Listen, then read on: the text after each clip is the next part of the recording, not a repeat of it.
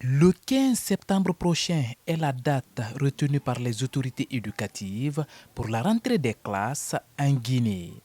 Mais vu la conjoncture actuelle dans le pays, syndicats et parents d'élèves sollicitent auprès du gouvernement le report de cette date. D'où cette rencontre de concertation entre les acteurs initiée par la coalition nationale guinéenne pour l'éducation pour tous. Il y a des parents d'élèves qui ont les moyens. Il y a les parents d'élèves qui n'en ont pas. Il y a les parents d'élèves qui vivent du fruit de leur culture. Ce qui reste clair, si les parents de Conakry ou bien les parents des grandes agglomérations disent qu'ils sont prêts, mais les parents dans les hameaux ne peuvent pas dire qu'ils sont prêts. Et mieux, pour harmoniser, pour que vraiment ce soit une date vraiment tenable, il faut que le salaire soit donné avant le 5. Parce que le salaire du mois de juin et de juillet est déjà utilisé.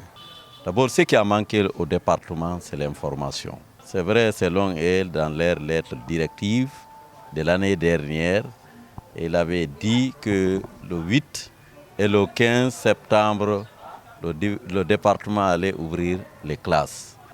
Nous, on a été surpris d'entendre. Donc, nous ne sommes pas d'accord. Pourquoi? Le 15, ça va trouver que les fonctionnaires n'ont pas d'argent. Donc, c'est difficile d'aller enseigner les enfants des autres, tandis que tes enfants sont à la maison, manquent de fournitures ou bien la scolarité.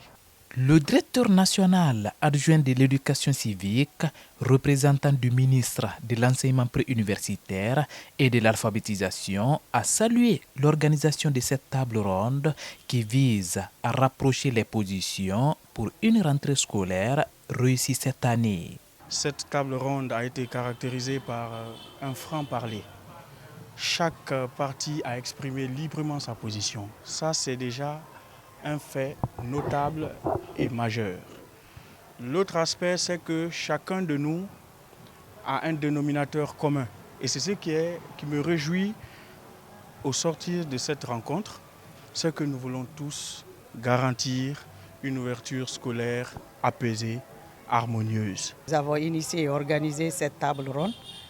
Comme je l'ai dit, c'était planifié dans notre plan d'action de 2025 sur nos différents projets pour aider à sensibiliser les parents pour que le volume d'horreur que la sous-région atteint, pour que la Guinée aussi puisse l'avoir.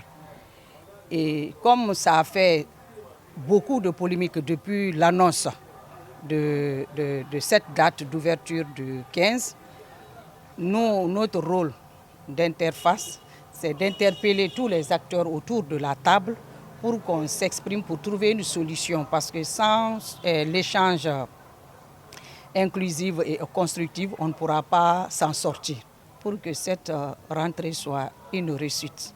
Les propositions et recommandations qui ont issu de ce tête-à-tête entre syndicats, autorités et parents d'élèves seront soumises à qui des droits pour une rentrée des classes réussie sur toute l'étendue du territoire national.